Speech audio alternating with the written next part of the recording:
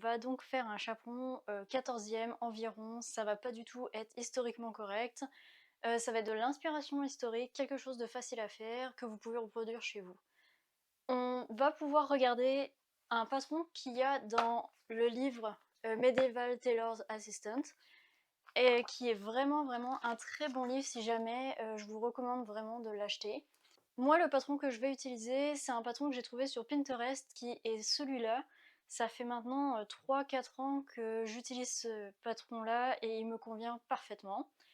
Donc c'est un patron qui va être en une seule pièce, mais il existe aussi pour faire des chaperons avec une base carrée, et après vous ouvrez et vous mettez en fait un triangle pour pouvoir agrandir au niveau des épaules et au niveau du devant. C'est une autre manière de faire et il y en a d'autres encore, mais on va faire la première manière que j'ai dit et celle qu'il y a ici dans le livre.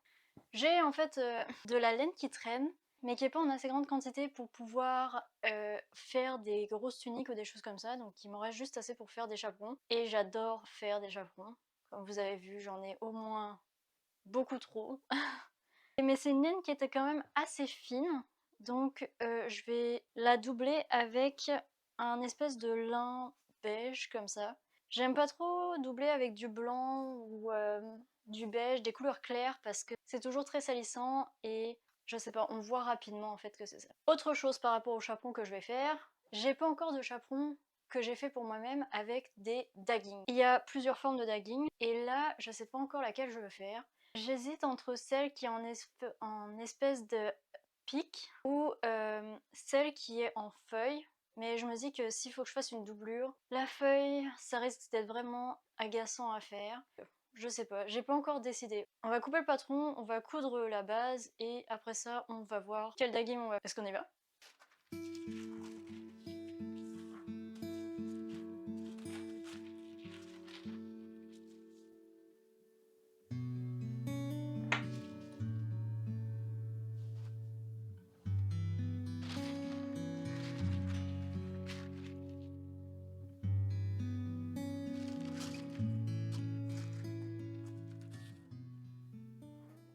Donc là, ce qu'on a fait, c'est qu'on a plié en deux directement le tissu qui est juste là, la laine.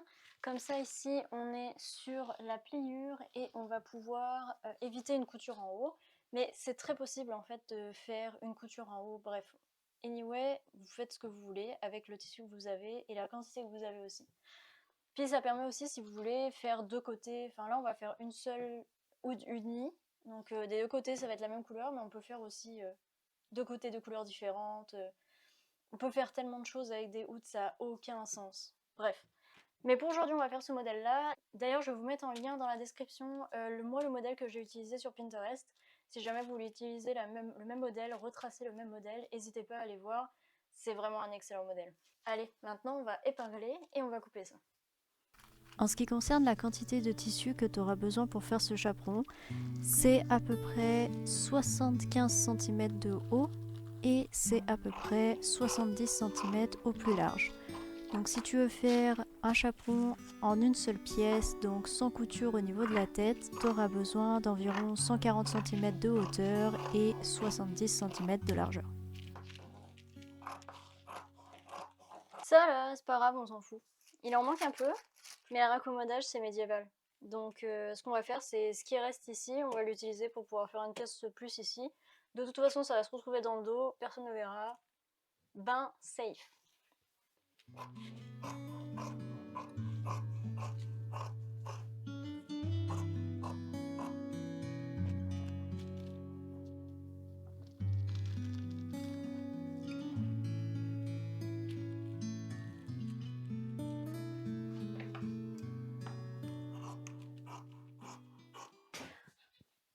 Ok, donc on a les deux morceaux de tissu, le tissu extérieur, donc la laine qui est très fine, et on a le tissu intérieur avec les petits morceaux qu'on va rajouter pour pouvoir finir l'intérieur et que ça ait une forme de chaperon.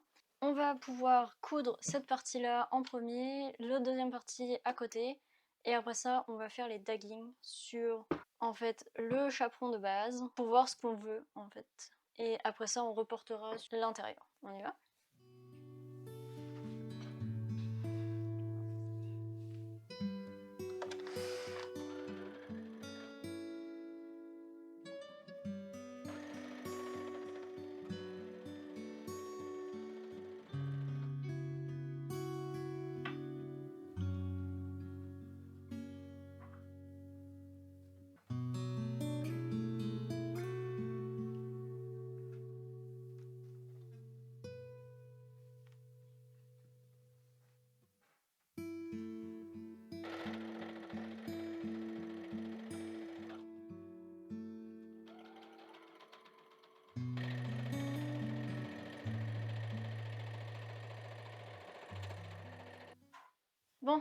voilà, on a cousu l'extérieur, l'intérieur, et je vais vous faire voir ce que ça ressemble.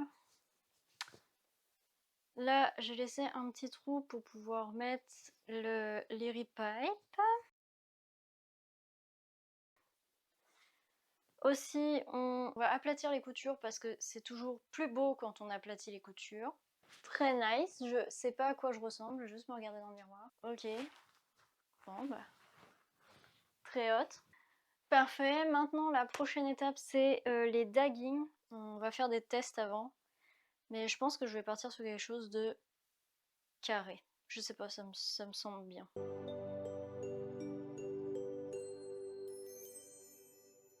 Bon, on est 48 heures après et en fait, bah, du coup j'ai dormi et j'ai réfléchi dans ce que je voulais faire.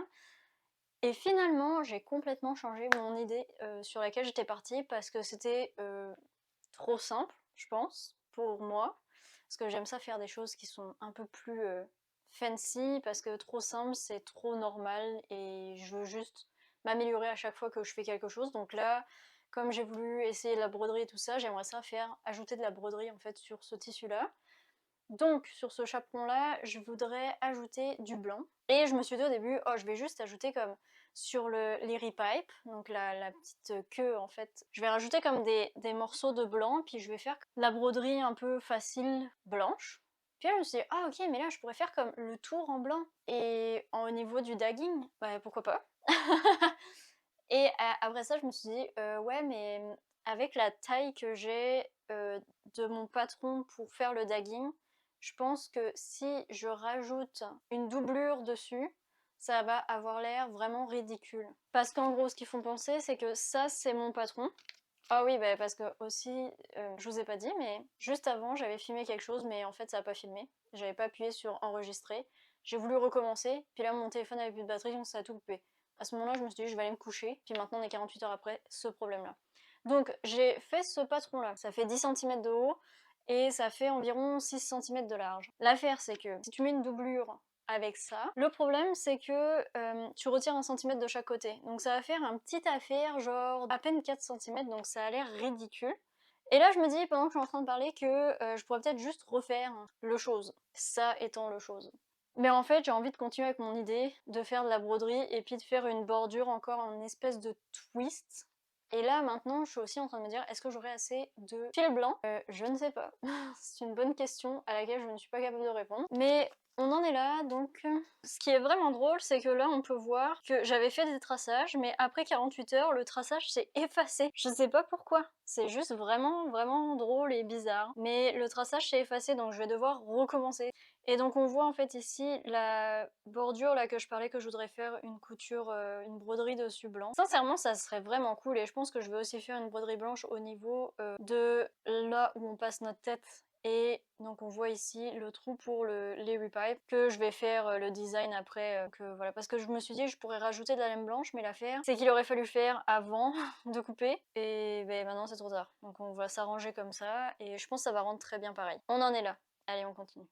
Après avoir tracé ton dagging, n'hésite pas à mettre des épingles pour tenir les deux morceaux de tissu afin que quand tu découpes, le tissu ne glisse pas et que tu puisses avoir la meilleure découpe possible. Bon, et ben j'ai terminé de découper et là je veux juste le passer le chaperon pour voir est-ce que ça rend bien ou pas. Vous allez voir ça avant moi parce que je vais le mettre devant vous et après ça je vais me regarder dans le miroir. Vous le saurez, vous me direz en fait est-ce que ça rend bien ou pas.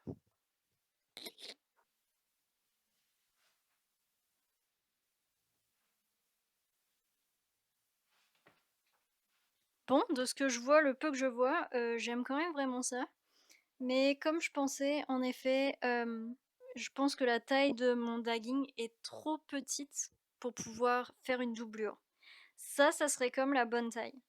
Ça, c'est vraiment trop petit parce que retirer encore, ça va faire minuscule. J'ai vraiment un problème avec le dagging, ok? J'ai l'impression que c'est gigantesque et en fait, c'est toujours trop petit. Ce qu'il faut vraiment penser, c'est que si tu veux quelque chose de genre 8 cm de large, puis que tu veux faire une doublure, faut que tu retires 1 cm de chaque côté, donc il faut au moins que tu fasses ça à 11 voire 12 cm de large de base avant de faire la doublure. J'y pense jamais, ok? Si je veux que ça fasse 10 cm de haut, pareil, il faut que je rajoute au moins, il faut que je fasse au moins 12 centimètres. Je pense vraiment que c'est mort pour faire une doublure. Alors du coup, j'ai une doublure, donc ça va me forcer à faire une autre hood. Dommage. Bon, bah maintenant, je vais juste me regarder, voir ce que ça donne, puis je vous donne mes impressions après. OK, j'aime vraiment ça. C'est juste que c'est vraiment pas une couleur qui me va. Je trouve que le bleu, ce bleu clair-là va vraiment pas aller avec n'importe quoi qu'il y a dans mon placard et mes vêtements médiévaux. Mais en tout cas, c'est vraiment beau. Je pense aussi que, ça manque de structure. C'est très mou. Je pense vraiment que rajouter de la broderie, ça va, durcir en fait les daggings, donc ça va éviter que, ça se brise trop facilement ou, même, juste leur donner un peu plus de contenance. Je pense pas que c'est le bon mot, mais anyway, je pense que vous comprenez ce que je dis. De dos, c'est quand même vraiment cool, j'aime vraiment, vraiment ça. L'ajout du blanc, ça va vraiment ajouter quelque chose.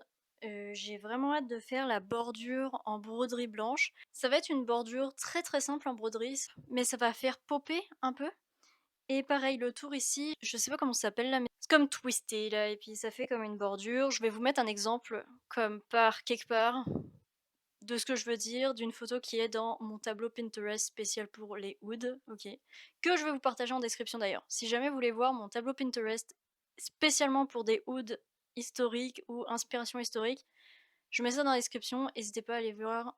Il est très, très rempli et il y a beaucoup, beaucoup d'inspiration dedans. OK, donc là maintenant, qu'est-ce qu'on va faire? La prochaine étape, ça serait de faire la broderie, mais je veux avant faire mon Leary Pipe. Donc je pense qu'elle va s'arrêter comme au niveau de mes fesses, donc ça va faire un petit genre 50 centimètres, même pas. Donc je vais faire ça, je vais rajouter des espèces de bordures blanches dessus. Bref, c'est ça qu'on fait maintenant. On y va? En ce qui concerne les Leary Pipe, il n'y a pas de taille standard. Vous faites vraiment la taille que vous désirez, la longueur que vous désirez. Ici, moi, je vais faire une longueur d'environ 65 cm et je vais faire une largeur de 12 cm. À la fin, ça va faire une largeur de 10 cm vu qu'on va devoir faire la couture. Pour mes petits morceaux de décoration de tissu blanc, je vais faire une hauteur de 8 cm et donc une largeur de plus de 12 cm pour être sûr que ça aille bien des deux bords de mon Leary Pipe.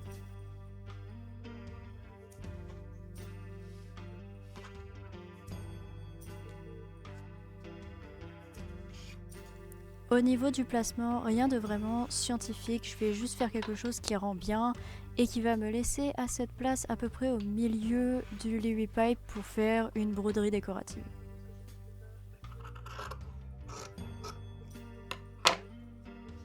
Lorsque vous faites des insertions de décoration comme ça, n'oubliez pas de mettre votre tissu endroit contre endroit pour pouvoir avoir la couture à l'intérieur de votre pièce.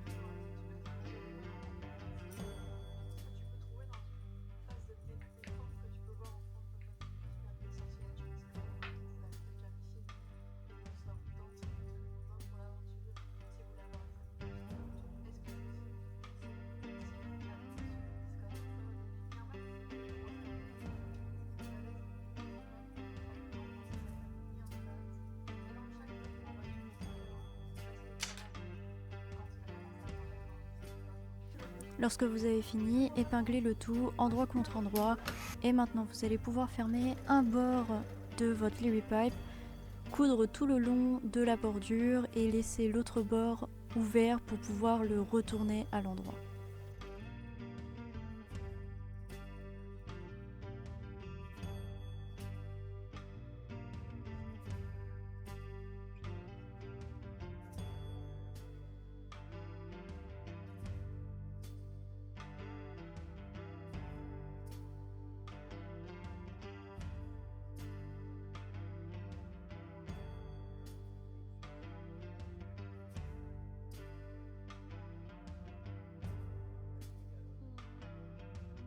Donc là, on a la capuche, le haut de la hood. Ici, on va avoir la Leary Pipe qui va être attachée.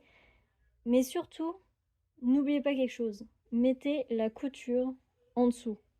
Ça a l'air niaiseux comme ça, mais c'est déjà arrivé que tu mettes la couture au-dessus, puis là, t'as juste besoin de tout découdre et tout ça. Donc, oubliez pas, mettez la couture en dessous, comme ça, au moins, ça va faire super propre quand ça va être mis dans le bon sens. J'ai enfin fini ma hood. J'ai vraiment beaucoup travaillé dessus, je suis super contente. J'ai utilisé des techniques de broderie que je voulais absolument tester parce que c'était comme mon but pour cet automne de faire plus de broderie et de m'essayer en fait. Donc j'ai fait ça, je trouve que le rendu est super bien et je pense que ça va être le temps de faire un reveal.